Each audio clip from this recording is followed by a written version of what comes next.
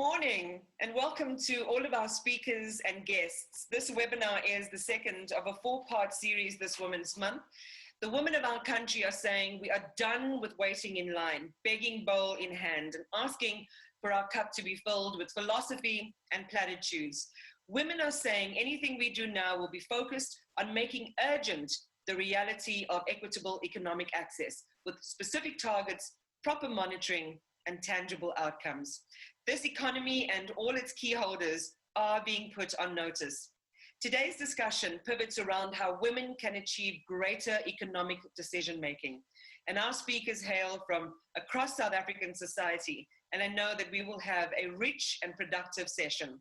Before I introduce them to you, let's listen to how our subject today has been impacting women.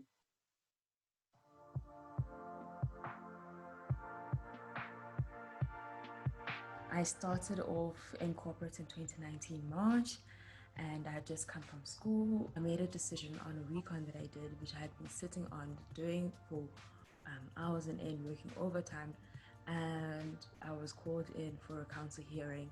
I was told that in this recon that I had been doing for some time and making decisions based on it, I had been trying to defraud the company. Being an A student in accounting, doing an accounting degree, I was very confident in what I was doing. I was confident in all the work, and from that day my self-esteem dropped. I was scared to make any kind of decisions because if I did, I would be reprimanded and humiliated in front of everyone. Even when I tried to make a decision, I was told that no, how dare I make that decision, or do I even know anything about accounting? And that just made me wonder if I actually am good enough to actually make any kind of decision making. It brought me into serious depression and serious anxiety, just making a decision maybe the day before and I'd be so scared to go to work the next day, have sleepless nights, and I eventually left the company due to my mental health being at risk and my health in total. I was with this particular organization for a period of about two years, and the portfolio that I managed was on a national level, and it required me to manage a staff complement of about 20 odd people. And in most cases, those individuals were male, and they were a lot older than I was. And I often found that whenever we sat around the management table, I would table particular decisions that I believe would effectively grow my unit. And often enough, my decisions were never really taken into account. And I often found that they were overridden by my superiors. And when I questioned this boldly, I was often given very fickle answers.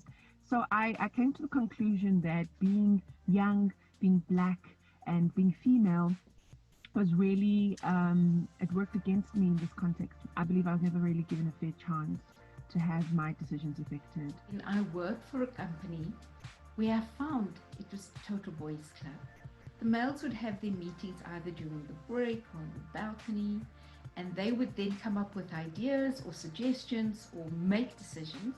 By the time we had our formal meeting, it was a done deal, without including any of the females, without asking our opinions, and we had to just abide by it. In my 50s, I worked at SAA, and there I found, even though I held a very strategic senior position as head of risk and then finally group treasurer, I was not respected for my position. I was ignored, and I was totally undermined when it came to certain meetings. I had to chair certain meetings like our financial risk meeting, and whenever the meetings were set, I found that my male counterparts wanted to either change the meeting date or shorten it or cancel it. And I had to really be insistent to make sure that this happened. It's been a long-term struggle over the years in my career, and nothing's changed these days. I find that even though there's more women in senior positions, I am sure that they're also meeting these challenges when it comes to promotion or being recognized or acknowledged.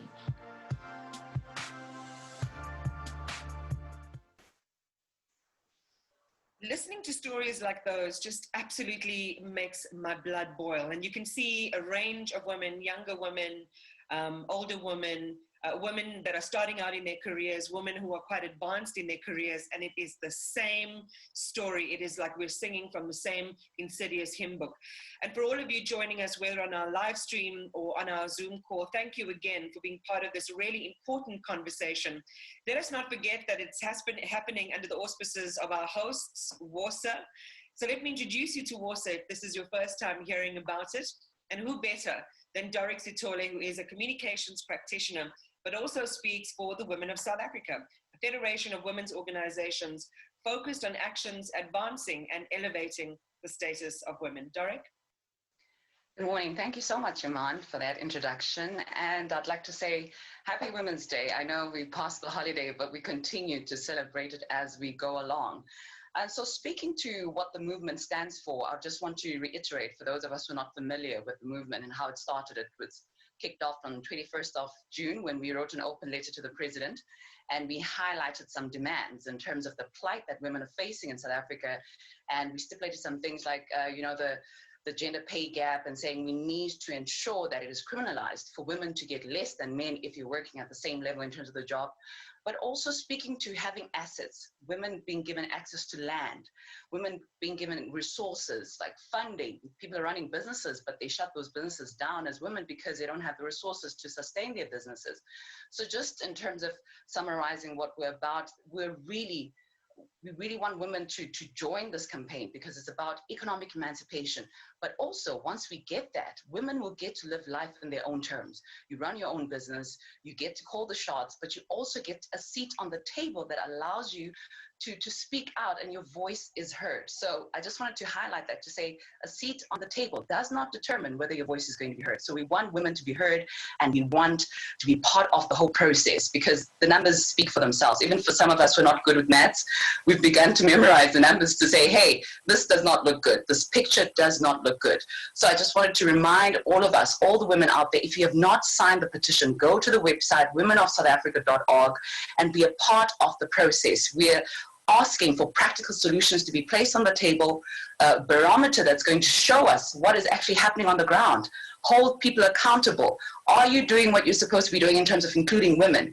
And if that's not happening, we get to go back and say, hello, this needs to change. And I'm happy with the response that we got from the president on his speech for Women's Day. Some of the key things he mentioned, the National Strategic Plan, the gender equality campaign that's going out there, generation equality. For me, we hear you, but now we want to see the practical solutions. We want to see it happening. And I think the stories that you've just played already speak volumes about the plight that women are facing. And I can understand, Iman, when you're saying your blood was boiling. My blood has been boiling for years.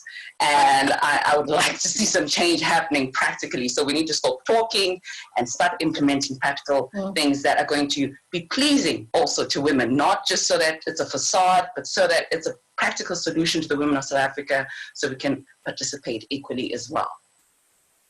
Dorik, excellently and eloquently put. Thank you very much for that. As Dorik said, you can sign the petition on www.womenofsouthafrica.org.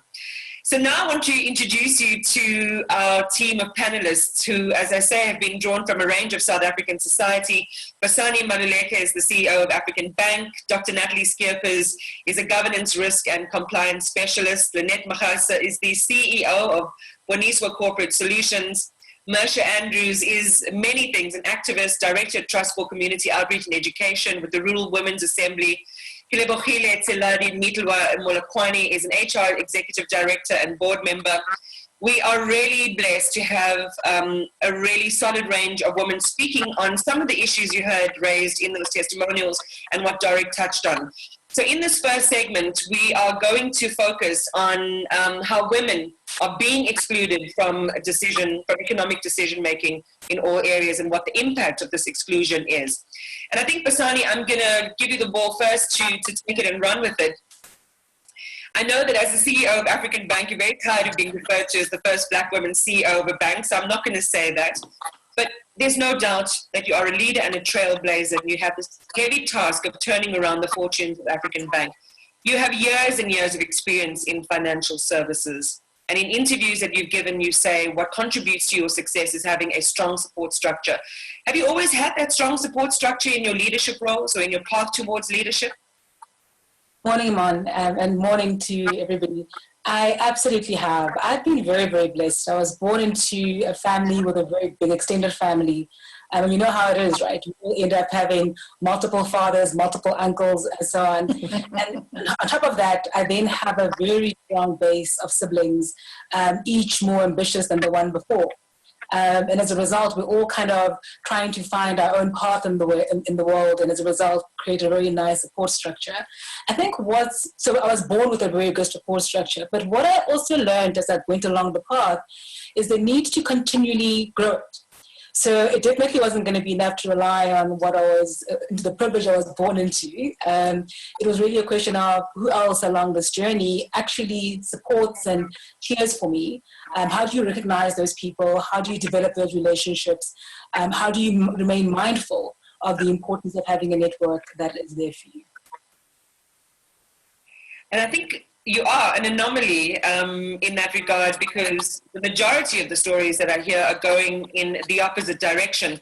We'll tease out some of the themes in terms of what empowers you to have a voice of authority and to not be blindsided by others that would seek to derail your objective and your purpose, as we've seen with many of us when we are sitting in decision-making positions.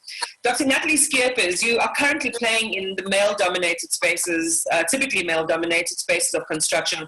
You have been in your field for almost 2 decades now. You hold a PhD in engineering management. Have you ever borne the brunt of being discounted? Yeah, I think, Iman, that also comes along with my strong personality and my character. So often women are told that they're aggressive or they're mean or something, but if a man had the same personality traits, you wouldn't get that same backlash. But I think in my case, I've done everything to educate myself, be well-rounded, well-spoken, doing all the things that you think would get you recognized and where you should be. Unfortunately, you still get into a boardroom or boardrooms, because I serve on a few boards, where I think males sometimes tend to think that you are there because of their kindness, or they've opened the door, they allow you to be, as the previous speaker said, leaning in or getting a seat at the table. But that's utter rubbish, because I know a lot of women in my space that will do a lot and will go to the ends of the earth to make sure that they have the right tick the right boxes. And yet, the statistics that was flighted earlier on, especially on the JSE listed companies, it's appalling. The clothes that we wear, I was just trying to think, how does this impact on me personally? Think of all the retail shopping shops that we go to. If you go and Google them and who's sitting as chairman of the board or as the CEO of the organization, it's all male. And yet we are the ones going to those shops and we're buying the clothes that men or males or these organizations decide what we're gonna wear and how we're gonna be participants in this economy. So back to my credentials, it is difficult, and I'm a very, very outspoken person, and I don't take no nonsense. If I don't like what's going on in the boardroom, if I don't like what's being said, I will raise my opinion, but it comes with a backlash. It comes with you being branded. It comes with you being marked. But I'm at a stage, and I think I'm at my age where I just don't care anymore, because I'm going to voice my opinion. I'm going to say what I want to say. And if people don't like me, it's fine. You know the saying that I'm not everybody's cup of tea, right? But why is it that a lot of people want to have coffee with you? Yeah, so that's my statement for saying I'm not your cup of tea, but you want to have coffee with me. So I must add value, or I must be bringing something to the table. So I think also what I want to add, us as women, we also have to start making room or creating opportunities and stop allowing our fellow male colleagues or people that we don't agree with pushing out other women. Right. So we need to create that platform. Thank you. I will always say, Dr. Skeepers, that I would want you on my side in a fight for sure, especially especially one that happens in those sort of well-heeled halls and corridors. I want you on my side. Lynette, you know, your story also just warms my heart. I recall reading a piece where you were sharing how you once sold fish and chips at your grandmom's shop during your holiday. Well, I mean, you know, how different the picture is today, where you're heading your own firm, which operates not only in South Africa, but the rest of the continent. One of the things you're known for is having an inclusive approach with your employees. Did you always feel that inclusivity as you were working your way, you know, up various ladders till the point when you created your own? Iman, yes, thank you so much. You know, I strongly believe in that. You know, I'm where I am today because of I've been blessed to work with such wonderful people, and so we've always had an open access, open plan system within our company, where whenever you make decision, you also involve everybody that has got to do with that decision, and that has actually taken us to different countries, and because we work as a team, and everybody within the company understand that they have to be part of the puzzle. From the receptionist to the engineers, we've always worked together and understand that we have to make sure that we get confidence from our clients, more especially because, you know, in the telecommunication industry as well, there are very few women that are playing, particularly inside the core business, not just saying that you're supplying papers, but playing in the core business in terms of GSM or in the engineering part. We've always understood, I've always made sure that, you know, it takes time for the clients to sort of like believe in a woman's own organization. So in whatever that we do, we have to be more than, you know, to produce quality more than 100%. And so it has sort of like become a culture for us. But I must say, like what Basi mentioned, that, you know, from the president's speech, I was also quite excited to hear that there's going to be more inclusive for women. Because what I always find disturbing for me, especially, is that most of the venture capitalists, you know, it's difficult for women to get funding. And I don't know why. I think that it's sort of like a culture that venture capitalists, board sittings, most of those guys, they will always finance male organizations. And it also even goes even beyond that, that you find that people that sit in those boards as well, it's normally male organizations. So I think I'm quite excited to be part of this discussion, because I know that it will take a group of women like the ladies that I'm with, and also it takes joint effort to sort of like making change so that we can make change for everybody in South Africa and also in Africa in general. Thank you, Emma. Thank you so much for that. And again, all of the themes that each of you are touching on, I want to tease out a little bit later on. We're already about 20 minutes in. Please keep your questions coming through on the chat, and I'll pose them to the panel once we've concluded the opening statements. We are at the moment just on a little slow jog. We're going to sprint towards the second and third segment so we can really share with others who are listening some of the things that we need to be focused on in terms of dismantling the structures that keep us in the places that we are right now, and what we can do to make sure that whatever promises are made from a policy perspective, like those that we hear from the president that he announced just a day before yesterday, or was it yesterday? I'm losing track of time. That those things actually come to fruition, because we already have a number of promises on the table. Mersha Andrews, I was reading what you said on the sidelines of a protest in February, where you said we need to have a plan for ourselves. What do we do when government does not deliver? One of the things you said as well was we must act much more politically independent. And I would suppose that includes helping people, women especially, access their own voice. In your estimation, for the demographic that you represent quite vocally, how loud is that voice in decision-making, whether at home or in the workplace today?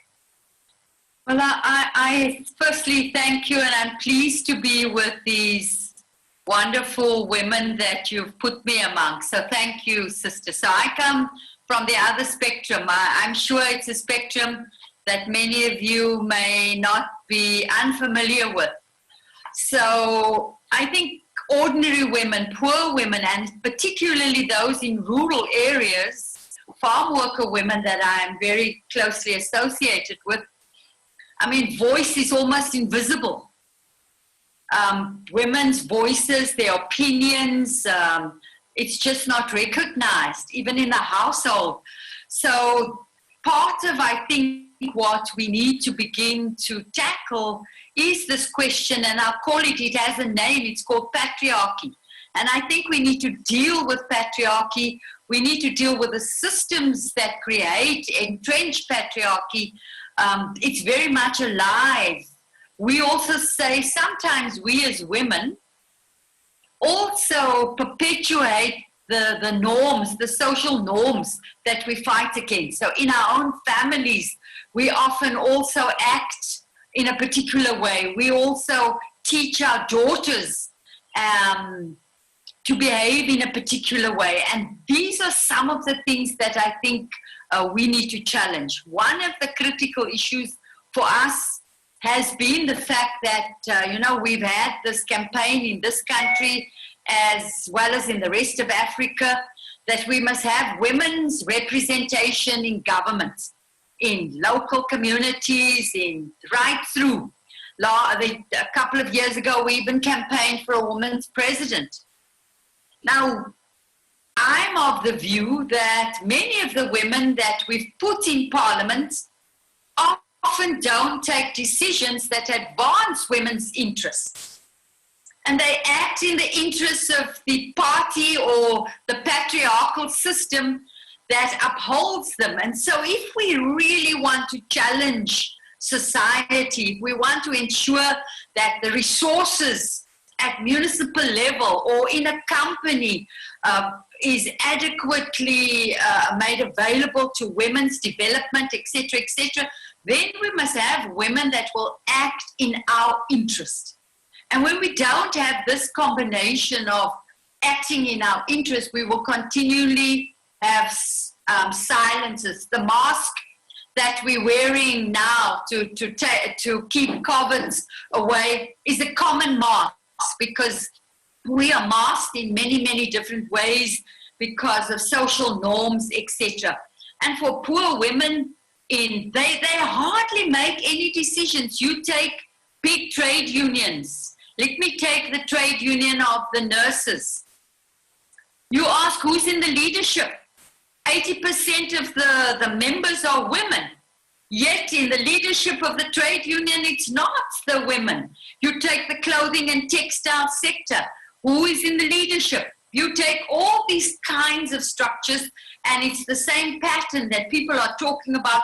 At the top end, you see that perpetuated at all levels of society. So I think we need to have an approach that goes beyond, that is all inclusive, that starts in how we deal with families, how we deal with communities, how we deal with organizations, so that it helps us to challenge power, male power at all these levels. Thank you.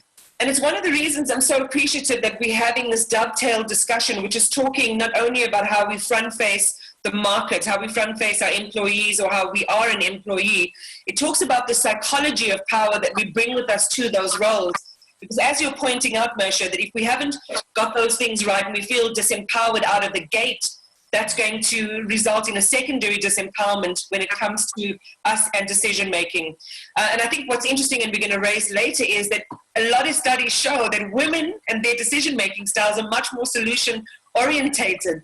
When you tell me that in these trade unions, with the majority of membership, which is women, yet the leadership is mostly male, that just beggars belief when you know that we can run things, according to the research, much better than our male counterparts can. Lebo, final comment on this segment to you. And as I've said to all of our listeners and those who've dialed in, you've sat on the boards of listed companies, you've run HR for major corporations. Please share your experiences of the space and authority of women's voices where you operate. Hi, Iman. Thank you very much for the invitation and for the opportunity. I am fortunate in a way that I've experienced the best or bad of both, where 50% I was fully supported in my role, 50% I was not supported in my role. However, when it comes to decision making, especially in a corporate world, you find that we went through the time where the laws were eliminated. The laws that were discriminating against women were eliminated. The democratization has increased women in corporate. However, you are invited to the table, but your voice is not listened to. You are invited to the tables where seriously strategical things at some points or some organizations, they will be discussed at the golf, they will be discussed at the braai, they will be discussed at the rugby. And when it comes to your boardroom, you can tell that this has been discussed before. And then I've been in organization or corporate where I was seen as a human being, not as a human. I was seen as a professional. My color was not there, my age was not included, and my gender was not important. The importance was for me to bring in my competency, my professionalism to the boardroom. And I say that in those organizations where I was fully supported, where I was fully listened to, I was given an opportunity to talk. The solutions were inclusive, the decision makings were inclusive, and then it was for the greater and the better of the whole organizations and the employees. And I would like to say that where I was not supportive, there are other methods that I've used. I've started to say, I've been invited to the table. I'm not going to keep quiet. I will raise my voice. I will give my opinion. I was labeled as aggressive, and if I keep quiet, you are labeled as disengaged. I have to learn under very difficult circumstances to find a solution between being aggressive, between being disengaged, and to find a bottom line and survive. And through it all my career, what is important is do not let anyone changes you. Do not let the organization changes you. Be true to yourself, raise your opinion. And if you have to, I've worked harder than my counterparts. I always have to work and research more, whereas we'll all be sitting on the table and then we'll all be doing the same work. But as a woman, you always have to prove that you really know your work, you really know what you are referencing, and your facts are always up above everyone else. Thanks. Well, that was an amazing harvest of perspectives from very different points of view. I mean, I suppose perspective and point of view is the same thing, but sharing what it feels like when the voices of women in our rural communities or in the sometimes excluded demographics need to be heard. What is the state of their being and their access to agency? Coming to the corporate scenarios where we have such a multiplicity of experiences, some positive and some insidious and negative. I think it behoves us now then to use some of these and move into the second segment, which is around access to decision-making, the challenges and the solutions. I think we have highlighted some of the challenges. I think you did a really eloquent job in doing that. And now I want to move on to the so what. So what do we do about this? One of the comments coming through is around women and their participation on boards, for example, where other women, where women have kind of ganged up against a particular woman, on a board who might not kind of fit the profile of belonging for whatever reason, or if there's any other kinds of marginalization that happens once you reach that level. What is an impactful way of holding that accountable? Or is it just something you end up fighting all on your own? And maybe I can give that to Basani and to Natalie to deal with. And then I'll widen up the questions to some of the other participants around how we can begin to amplify our access to agency. Basani, you kick off first. I mean, if you are being targeted in the boardroom, what's the best way to put your gloves on and fight back? Yeah. I must tell you that really, it rings true for me. It's a very difficult thing to do. I can't remember who earlier said, if you speak up, then you are aggressive. If you don't speak up, then, you're timid and you're constantly stuck between these two ideals. And because there's no rule book, you're making it up as you go along. So I think maybe the first thing is be very kind to yourself, because you're going to get it wrong a lot. And I'm still getting it wrong, to be perfectly frank. But I think the thing that I took a view on is, one, I have to take the long view. You know, if I'm going to get a boardroom full of people who've never seen a Black female leader who also happens to be young, I need to figure out how to bring them along with me, how to build that trust. And I've been very pleased to see that, after a year of doing this, I'm getting much more comfortable in being able to speak my truth. Whereas, 2 years ago, it would never have been appropriate for me to speak my truth because the level of trust just wasn't there. The level of credibility wasn't there.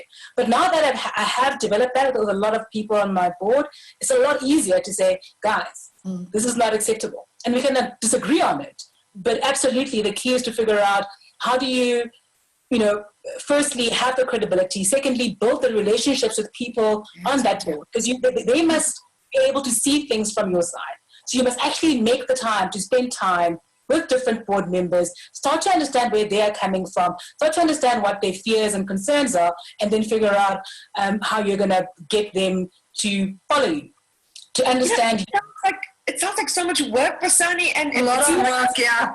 You have no idea. Ask whether you go to the bar and the rugby as well. No, I definitely do not do any of those things. No, but somebody said to me, it's all about becoming the bigger person. I've been hearing that since 2005. I'm so exhausted of being the bigger person.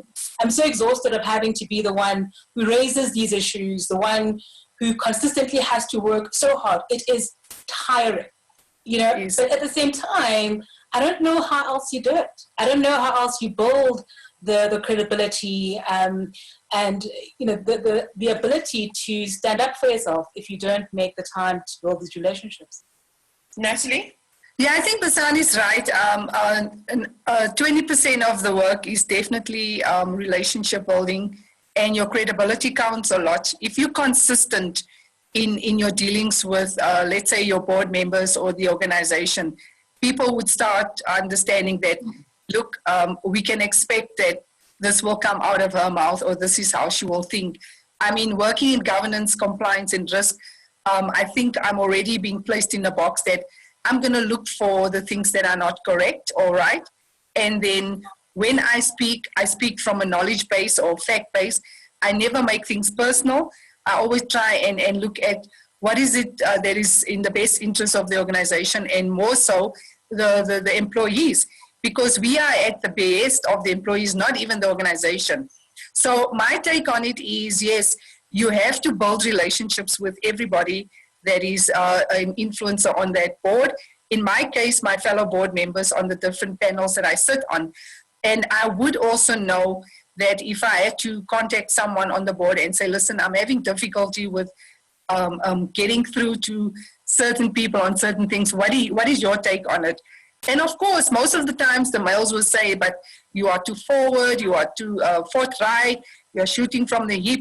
But that's me. That is my personality. And I have at times toned down or stepped down, which is what Basani is saying. It's a lot of work and it's tiring. We as women, unfortunately, we don't have water holes. This is something I've also learned, that these men have water holes where they go to and they have their sessions. Maybe we need to start meeting also, outside of work, and just a workshop, talk shop, whatever they do, because it's very easy for them to make deals and move on. And so I've learned throughout that you must have credibility in terms of what you are bringing to the table, because that is what would count at the end of the day. Unfortunately, Iman, it's a lot of work, and I don't know why it has to be this way, because in other instances, it's very easy for a male counterpart just to talk things and things get done. It is what it is, but we are not going to stop here. We're going to start breaking down those barriers. We're going to break down those walls, and we're going to force, because we have women coming after us that needs to see our footprints. Well, here's the thing, and here's where I think it is important for our objective is to find what is it in our practical lives then that begins to hold an unfair practice accountable, but also begins to shift the needle on women's participation and giving us that greater access to decision making. So, and Mersha, maybe I can put this one to you from Polarity Consulting, and this is why Nicholas's question. Many of our mothers and sisters spent the prime of their lives living in apartheid South Africa, deprived of economic participation. They must be 60 plus by now. How do we allow them the dice to enter the economy, creating funding opportunities, having them access skills? A lot of these, women who don't fit into the funding bracket, or their organizations that don't fit into the funding brackets. What opportunities lie for those who want to still participate in this economy, Mersha?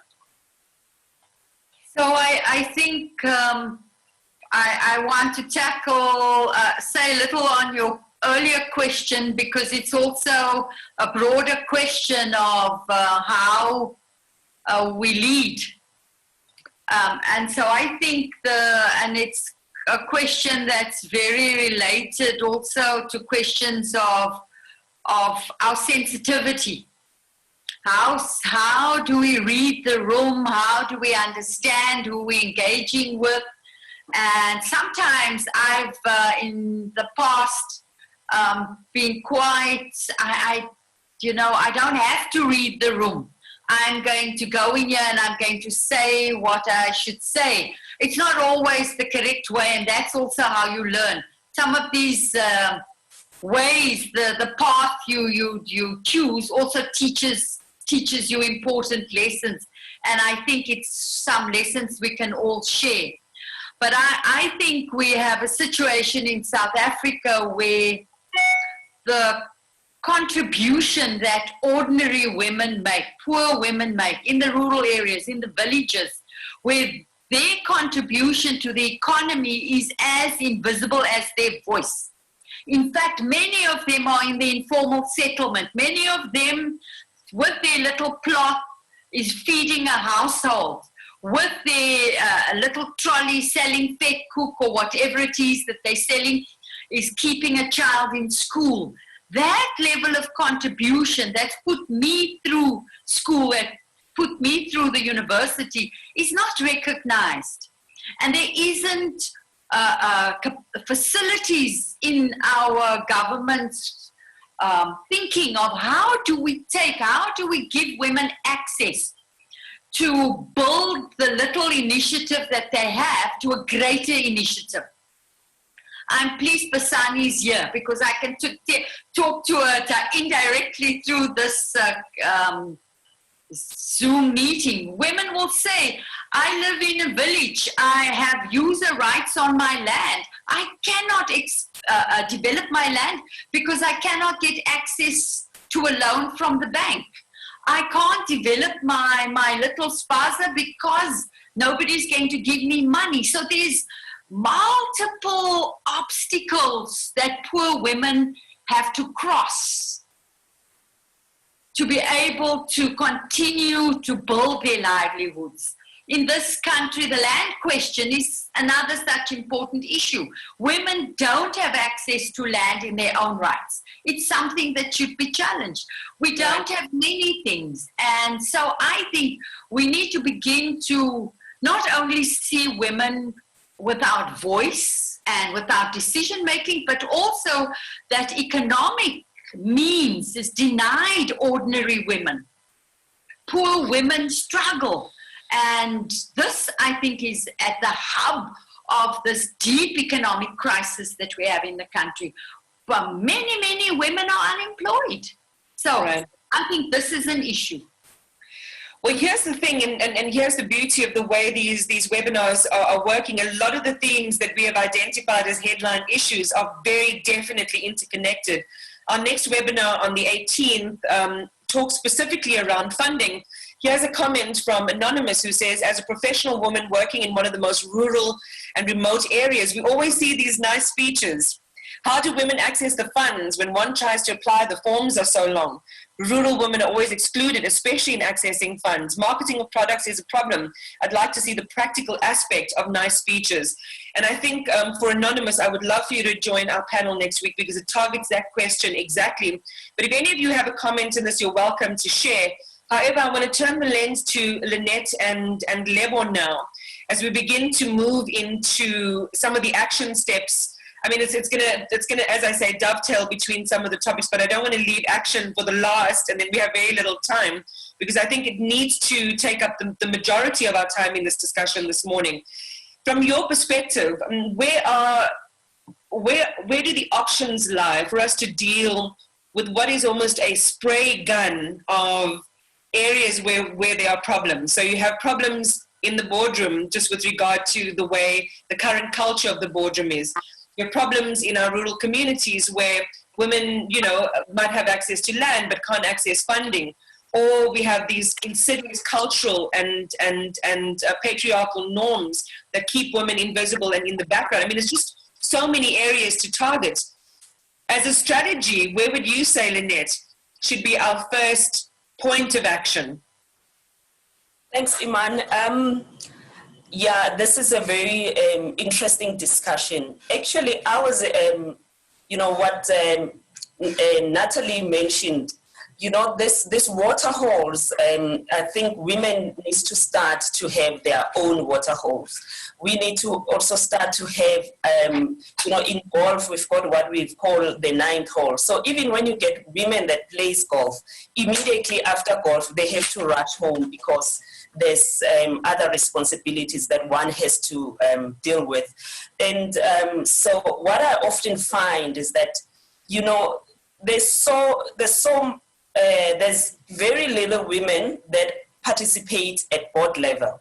And then you find that those that participate at board level, they are peddling so much that they don't even have time just to go and look for, just to go and have a strategy within their water holes and just to find out what can be done. So I often think that, for me, if we bring the girl child from home, I think culture begins at home. So that, at home level, our girl child must understand that there is nothing wrong. You are allowed to have to play golf and after golf and spend your 9th hole and don't feel guilty.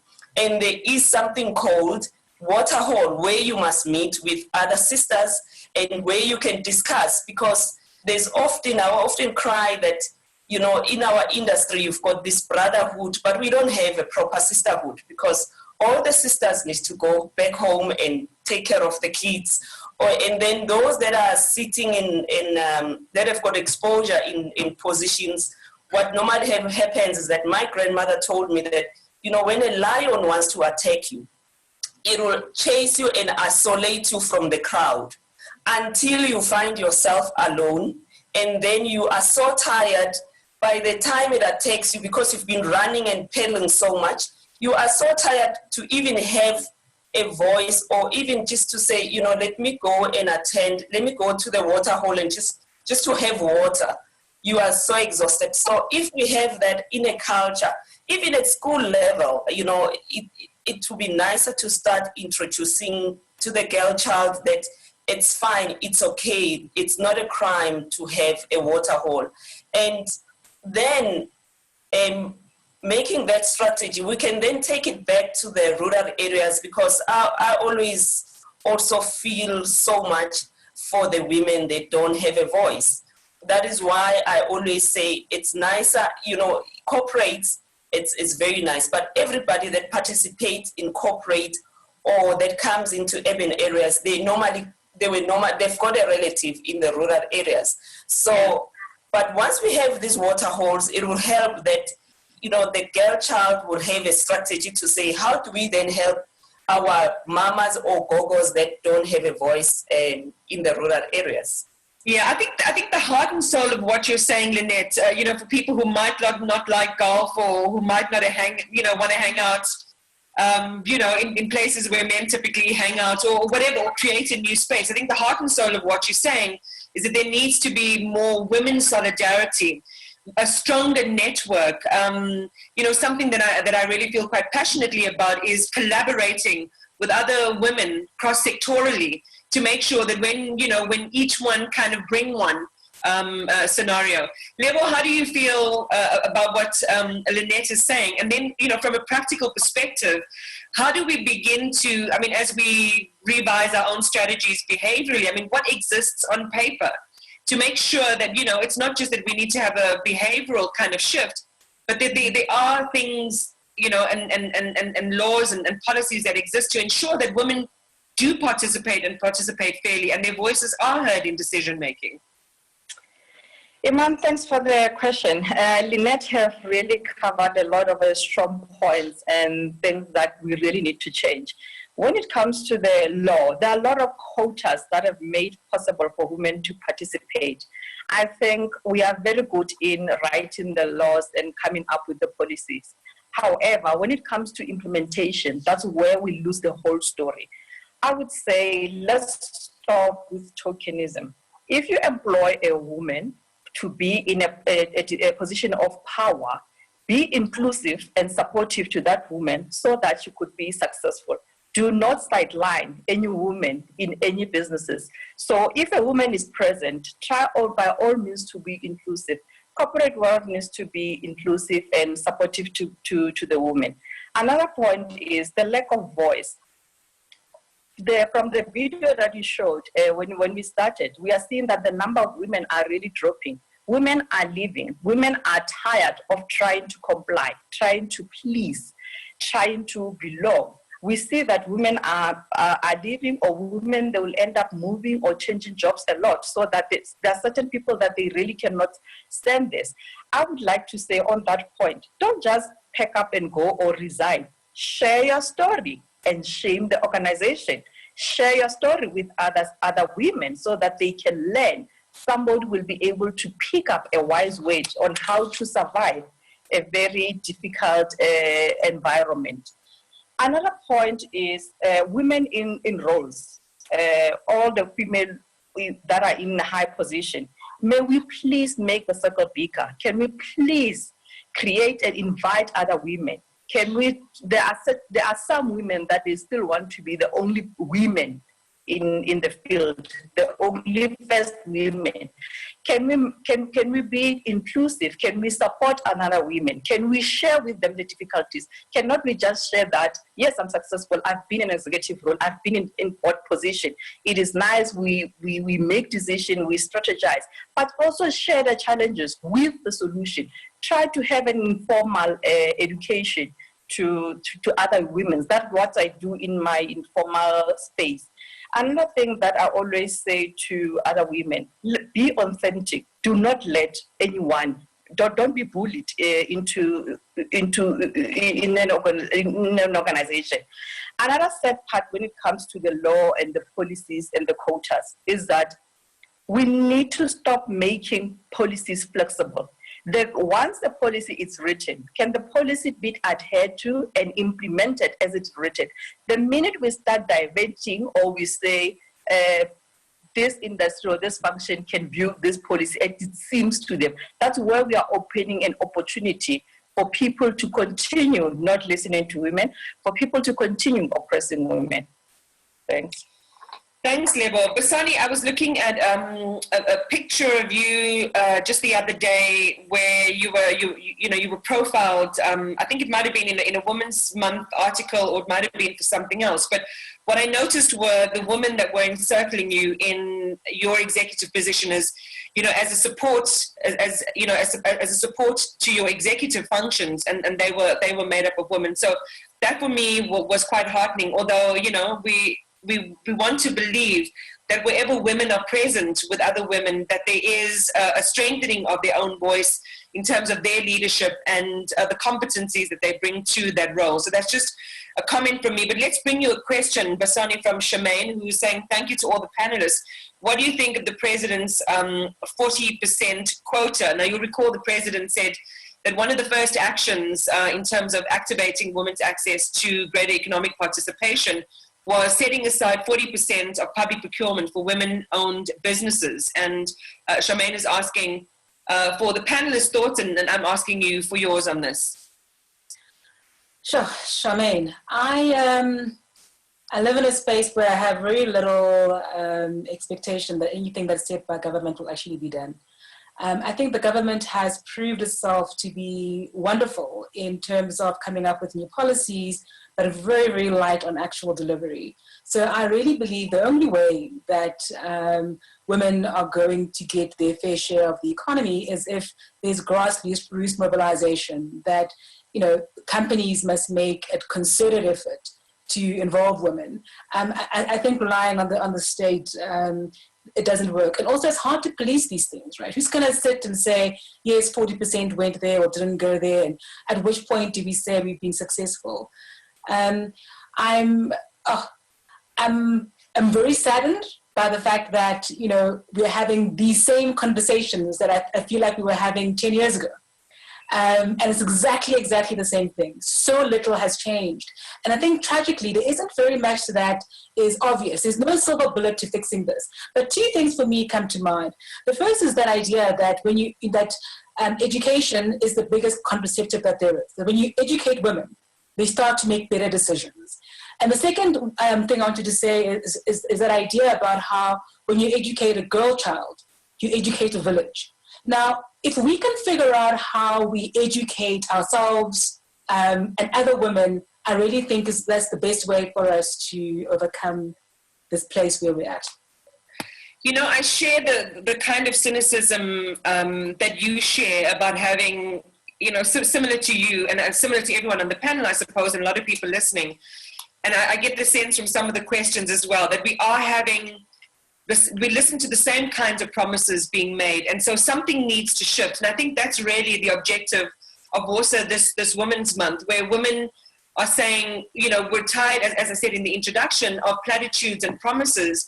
How do we make change and shifting the needle a reality for us? Some of you have touched on funding. Mersha, in the beginning, you also spoke about access to funding, you know, for example, you know, having an access to a loan from a bank.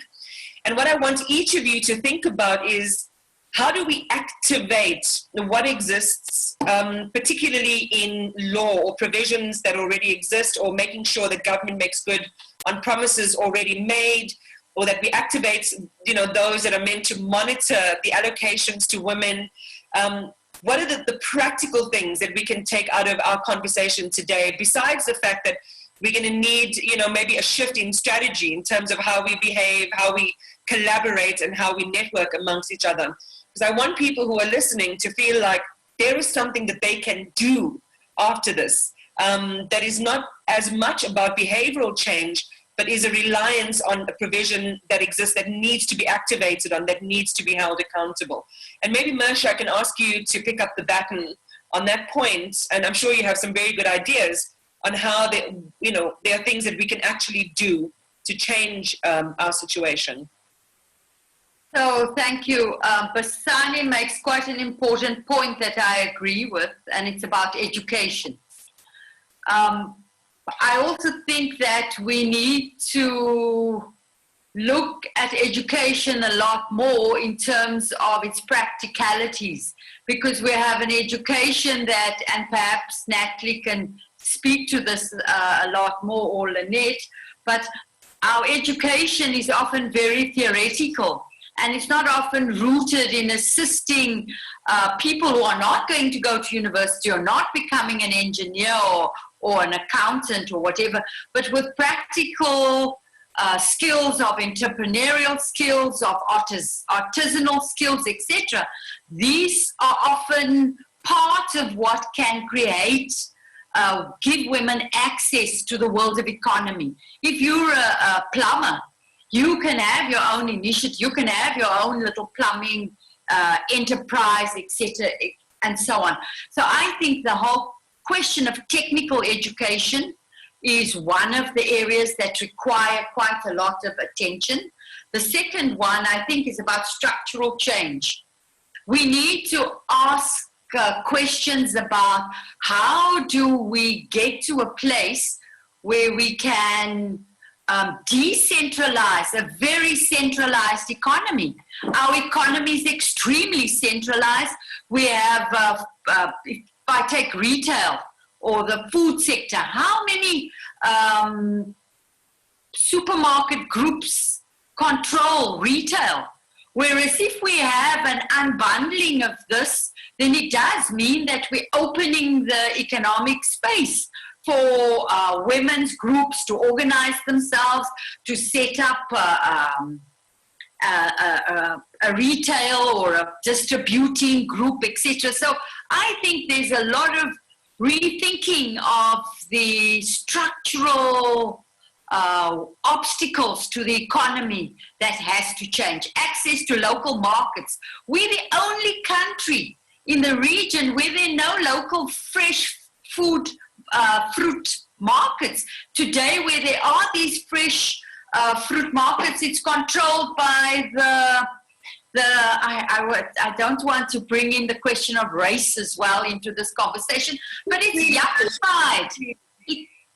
It's yuppified, and the local market is being now driven by some young white people selling the goods that is grown in the schoolyards in Kailicha, and it's organic, etc.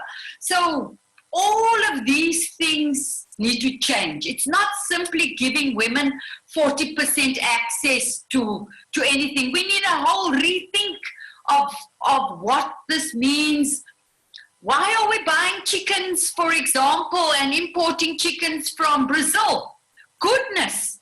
Do you know how many road runners exist in our villages? We can make chickens, grow chickens. I don't need to have Brazil's chickens. So a lot of these structural things are the obstacles to this economy failing. And that's where I think we need to start as well. Love that. I can carry on with this thing for long, so sorry. I know, Mersha, but I feel the passion around why, because when you have a ready solution, it feels so frustrating to know that this problem can be quickly short-circuited, but we're just not doing it. I remember, the community that I grew up in, we used to call them the father uncles. They would come pop, pop, pop on a Saturday morning with the bucket full of chickens. I didn't approve of the way the chickens were being kept, mind you, but there were local farmers who were doing their thing, and I'm sure a lot of us can relate to that. Let me come to you, Natalie, for things that are actionable in terms of making sure that women have greater access to decision-making from an economic perspective. Iman, one of the things that I think works for me and should work for most women, ladies, girls, accessibility. So if you just look at this platform, I frown upon sometimes that when you phone someone and you ask, can I have Mersha's number? Then the next person would say, no, but Mersha wants to know what it's about and all that. I remember contacting you years back, and it was so easy to get your number, and we started working on a few projects. You were not being a gatekeeper or keeping your number private or access to people that were on your platform. So the first thing is we need to become accessible. If you cannot assist someone with information, let's say someone wants to invest in African Bank, I might be able to say, Basani, I'm going to pass on your number to someone. Can they access you? If Basani says, look, I can't help the person, identify who can, So that's the type of women we should become, that we make what we have. It's like sowing your seeds and extending that to other people, to other women. And I also want to say in this platform to people and the men listening in, please, we are not men haters, because we do have colleagues and male counterparts that are very, very good, and they are on this fight with us. So I just want to say, we want to work with everybody that can assist us. So a few years ago, I shared some very interesting concepts, being in the construction space with very senior people in government. And I want to say to Basani, you spot on when you say, yeah, good luck with that 40%, because we experience it. We are the ones that are saying, when the policy comes to the organization or the organizations that we serve on as a board member or a seasoned board member, we would want women to participate. then you get the backlash or the resistance from within the organization. Remember, we are not always within the organization.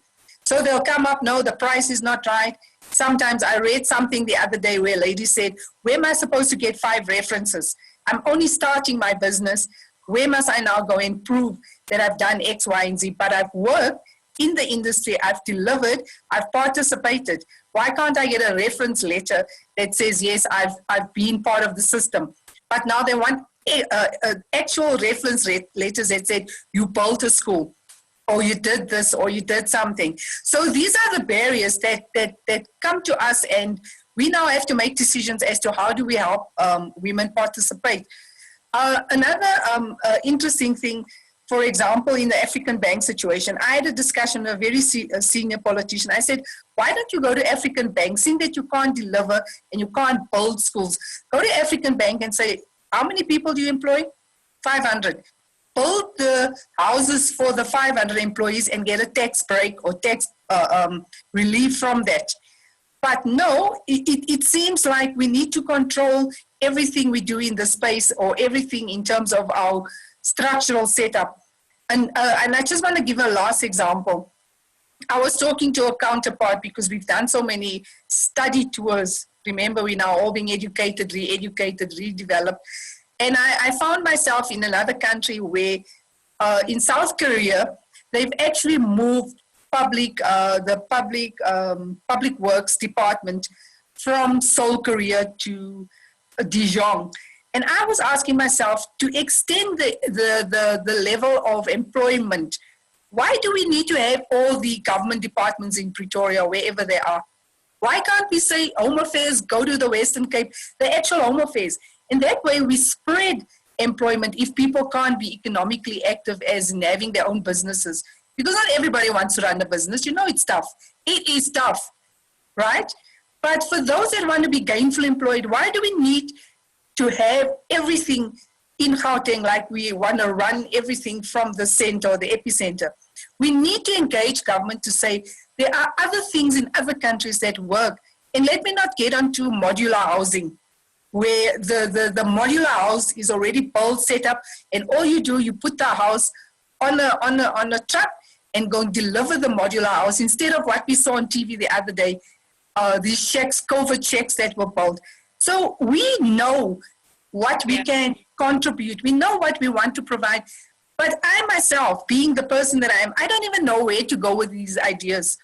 And then you have a commission that is also now infrastructure commission, and we told that 300 plans were submitted, only 38 made the cut list and they were gazetted. How are women going to access all these infrastructure projects? It's ridiculous. Sorry, that's my space, so I can only talk about what I know. But I just think for all of us, we have such vast and historical experiences in this area that we can, you need a whole lot of time to listen to each of these experiences, because they exist almost in every sector of our society. And I would say that, my own election of a task force for a turnaround would certainly comprise of you fine ladies. Let me share a few more comments, and then I'm going to turn it to Lynette Lebo and Basani maybe for some closing comments and some practical advice for some of the women that we profiled in the testimonials. I mean, we're talking about some of the already developed spaces in the boardrooms of our country, in the banking institutions. But when, you're starting out in your job and you're being undermined in middle management or lower management, if your confidence is being undermined and you have to go to hospital and get medication because, you are so soul destroyed from the beginning of your career, I want you to please speak to those women who are sharing that similar experience, whether they live in rural or urban communities. Before I do that and hand to Lynette and Lebo, I just want to share some more thoughts that are coming from the chat. Anonymous says, South Africa imports a lot of goods from China. Why are we not talking about creating women industrialists? In this way, we will create more jobs. And I think you heard Mersha lay out quite eloquently how we can activate what already exists in terms of connecting women to economic opportunity by widening up the market space. Joan Marie Fubbs, your comment was quite long, but also quite, I think, quite powerful and to the point. from Ingrid as well. Please comment on the statement in view that all efforts must be focused on COVID and other crises such as women's abuse must give way to our focus on addressing COVID-19. What we are doing, this to me simply exacerbates both crises, as women are playing a support role in addressing these crises and are under even greater pressure. Women can offer constructive solutions to crises because they operate more effectively than men. And the great thing about what you just said there, Ingrid, is that we have the studies to back that up, that women are better at problem solving in a number of different areas, yet they are often overlooked in favor of men for similar positions where those skills would be really beneficial to the organization. And this is to Lynette's point, actually. Nompumelelo says, I quite agree with the concept of the water hole for refreshing. There is a necessity to collaborate and enable each other as professionals and executives. In my organization, we've been talking about a women's forum, but the objective is based on mentorship and empowerment. I am quite contrary to the objective, as I believe executives also need a water hole to recharge, and that was the basis for forming a women's organization. Love the ideas.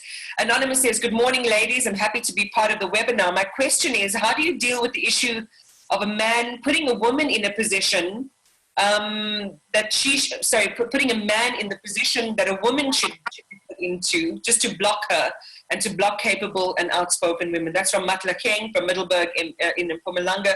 You can make a note of that and maybe add it into your comments, Lynette Lebo and Basani.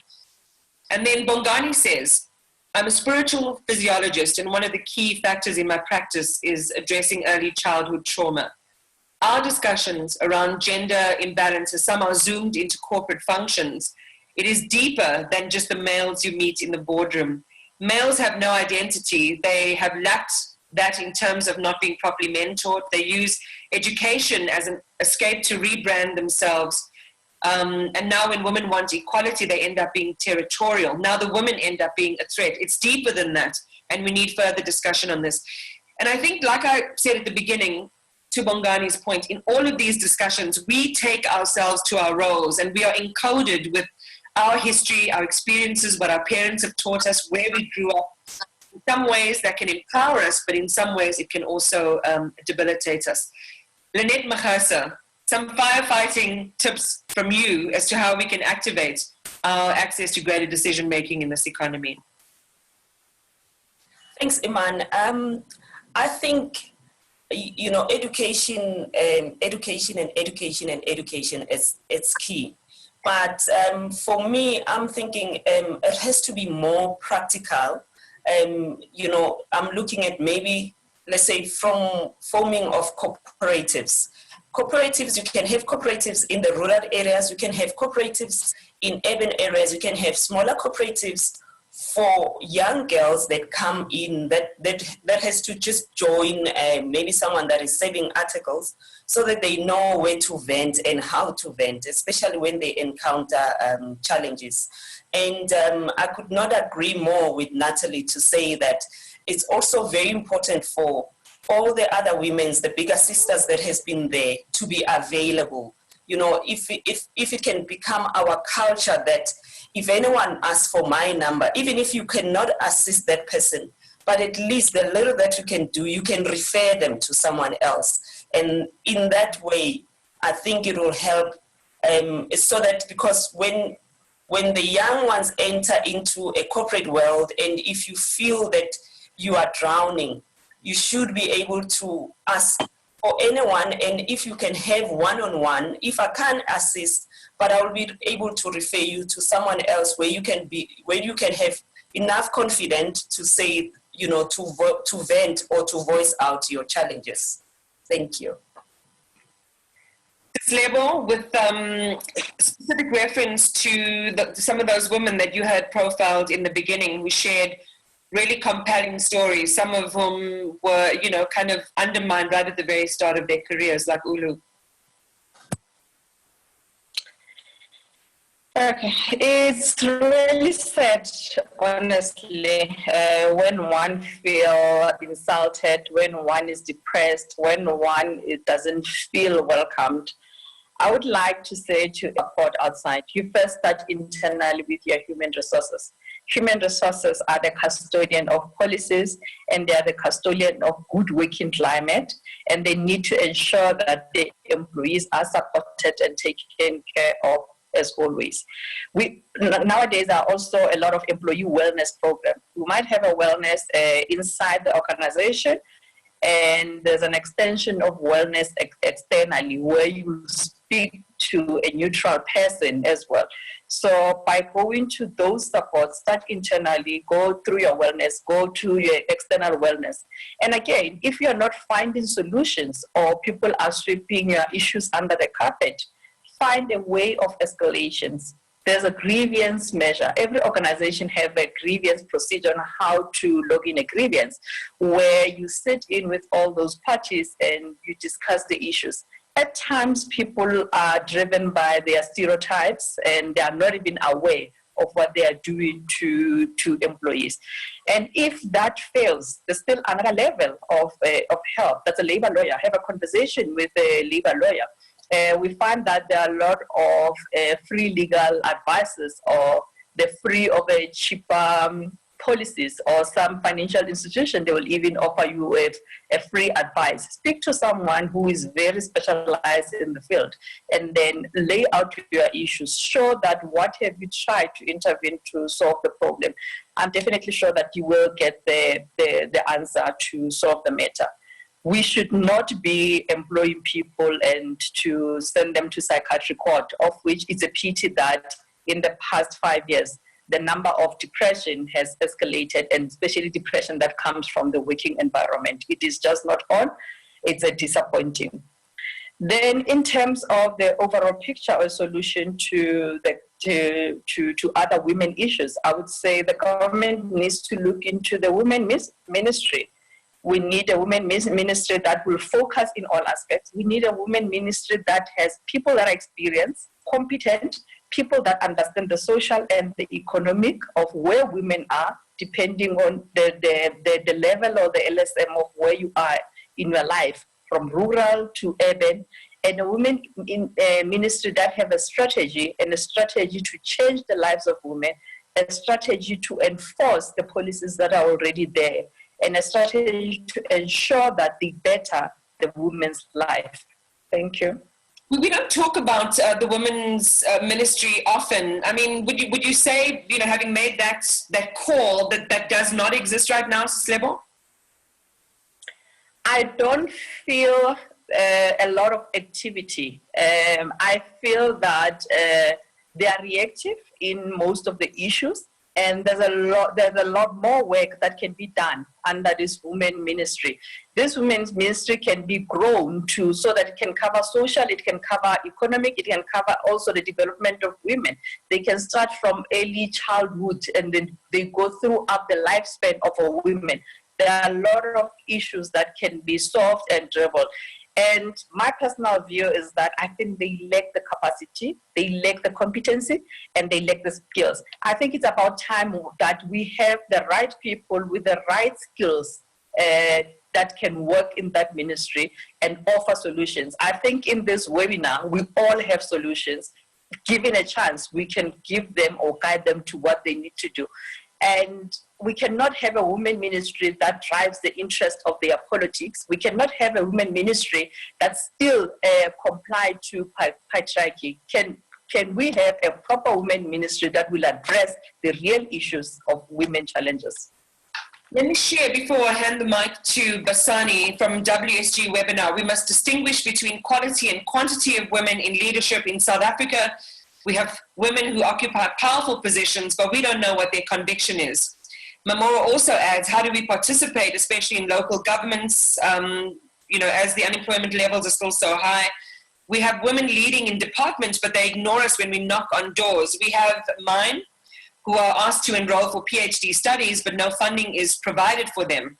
In our university at Wits, so many foreign male lecturers. When are we even going to employ women lecturers? I don't know the stats on that, but I think it kind of leads to, just some of the other issues that people are facing where they are, restrictions in places where women are gatekeepers. So it's not necessarily always a given that if a woman is in a position of authority and is a key holder, that door suddenly disappears for everyone else. And that's an interesting discussion to have around that kind of pathology in women who persist in those kind of career limiting behaviors. But let me turn it to you, Basani, and talk to some of the practical solutions to accelerate the rates of promotion of women to decision-making roles. I mean, do we have to, again, look at things like mandatory gender quotas? So Iman, I want to deal with two different questions. So I think the first one was in response to the clips that you showed us earlier, and then I'll deal with the second one after that. So, in my career, in my first job, I was so abused. I mean, I would work very long hours, get home in time to take a shower, go back to work. That was the kind of thing I was doing. My boss was aggressive, he was rude, and I got into a horrible depression as a result of it. Then in a subsequent job, I was a token, right? So I had this wonderful title and it was great, and I had all these expectations of what I would do, but then I was excluded from meetings, and I just was consistently humiliated. I remember chairing a meeting at some point, and at the end of the meeting, one of the guys comes up to me and says, Basani, I don't think women should speak in meetings because your voices are too squeaky. Now, this was just an ongoing, rally of just abuse and humiliation, right? And then, of course, I got into another depression after that. And even now, in my current job, there is no shortage of men who want to put you in your place. No shortage, and no shortage of women either. So you always face a lot of adversity. It's inevitable. And I think the big lesson for me has again been where Iman started with my questioning, is having people in your life who can say, look, this isn't going well, you need to resign. Or to say, look, this isn't going well, your self-esteem is taking a serious knock, change something. You need those people, or those people who will just listen to you and let you cry so you can wake up in the morning stronger to fight the fight again. But I think what it comes down to is you got to build the resilience, you got to build the networks, you got to build the strength to get through this, because it's never going to go away. I don't think, in my lifetime, maybe later. And then your second question about, are women gatekeepers? So, I was listening to Natalie earlier, and Angela Nate saying, we must give our phone numbers out to people. I have a lot of people who call me. And I'm not so keen on giving out phone numbers. I have a lot of people who send me emails about how they want to become board members, and and their total experience is like a matric. So there's so many things that you deal with as you ascend in your power, let me call it that, right? Or in your career. There's just so many things, and so many things you're trying to balance out. So it isn't necessarily that you're saying no to this person because you're just being mean and you're trying to be a gatekeeper. Sometimes it's because you're trying to balance so many other things that nobody else knows about, right? You're fighting so many fights that are your own fights, that you don't have the space to do everything that looks like it's the right things.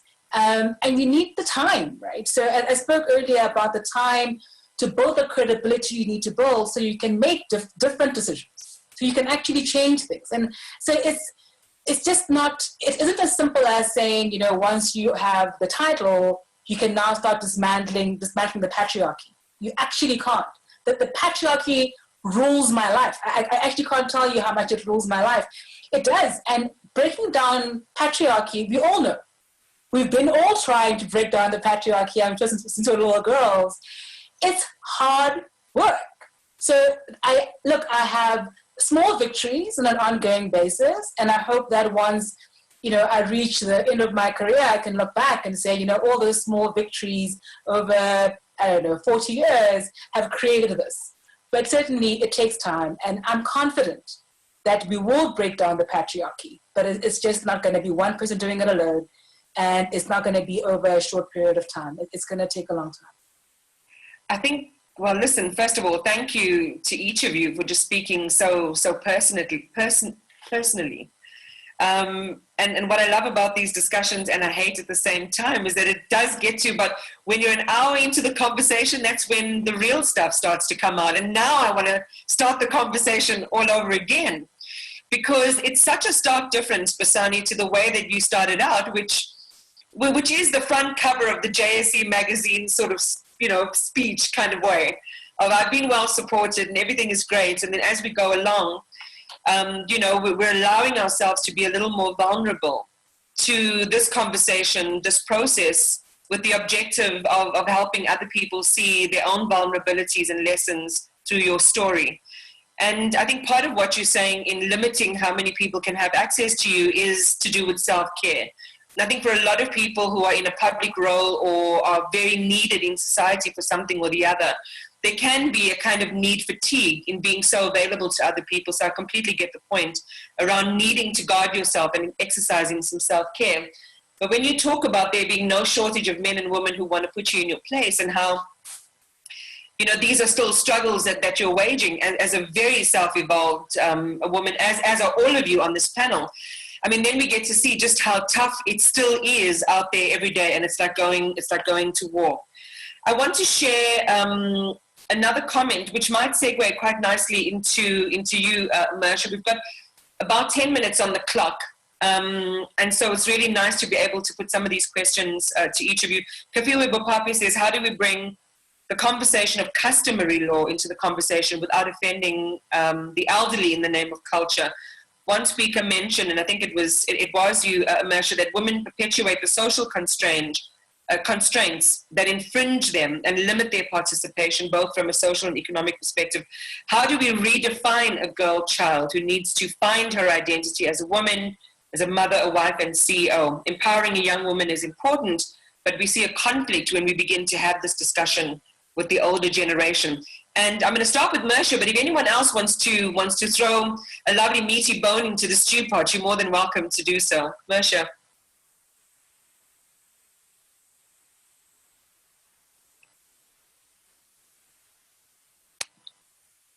I'm host, I was muted. So it's a complex conversation because up until recently, if you're a so-called colored woman, talking about customary law and so on was not, I didn't have enough experience, but in the last, I was a bit shy, but in the last period, as there's imposition of, and it's something we fought quite a lot last year, the traditional Khoisan and leadership, it's now an act. This was an act that government introduced, and it was a way of saying that all of a sudden, those of us who grew up in a particular community, you would also have to live. So Imam and Natalie, we're all part of one or other Khoisan community now, with a chief and a headman and so on. Self-imposed, self-elected. And this is part of the problem of traditional authority, because there's a culture, there is a set of norms that protect this, this section or this part of our lives. And as women, we know that a large part of the patriarchy that we experience, the silences, the ways in which our fathers, our brothers, and our communities act, comes from this. Yet it's almost, nobody wants to challenge traditional authority. Nobody wants to say that in the traditional council, women don't have a voice. In the traditional leadership, there are very few women. Who chose them? Who holds them accountable? All these are critical questions, but we're too afraid to raise the questions around them. And perhaps this, I think, is part of what we need to deal with, because this is at the root of some of the problems that all of us sit with today. Yeah. Thank you. Thanks, Mersha. Ivy Maboko says, I agree to the point that Lebo was making. The women's ministry is not effective. What can we do to change their mandate? And so many other comments that I wasn't able to get through to all of you as we begin to wrap this conversation, just to let everybody know that we do have 2 more webinars planned, one on the 18th and the 25th. The 18th deals with what this conversation leads to is economic empowerment vis-a-vis funding and some of the obstacles that exist in that arena. which can really activate some of the suggestions that we heard from the ladies today. And our final panel is around legislation that really activates women and opens them up to their own authority, particularly when it comes to economic participation. But just as we leave this, I mean, I don't know if anyone has, and I hate the cliche, but the burning comment that they really want to make. We've seen, you know, that we need to educate ourselves better. We need to be smarter in this economy. We need to fire up the connective tissue that places women and approximates them near to markets for their products. And we need to see a lot more productivity for women across the spectrum in our country. And there are already laws and a basket of laws that make that possible to happen. But what else would you say is something, and maybe just one comment on this, what else would you say is one of the key areas that we can go about fully realizing our ability to make decisions in the spaces in which we occupy? Just a vigorous, you know, even just a little, okay, Nasi, I'll give that final word to you.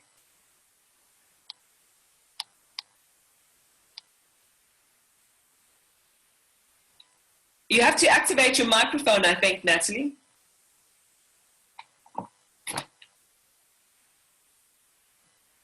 Sorry about that. I was saying that I'm a friend of newspapers. So a lot of times we find that things are placed in newspapers. And many years ago when I grew up, I don't know how true this is, but I'm going to quote it anyway, that there was a saying that if you want to hide anything from a black person, put it in a book or in a newspaper. So my philosophy has always been, if I need to find information, if I need to get things, I must be a reader. So I read a lot of books and I find a lot of information from books, particularly newspapers.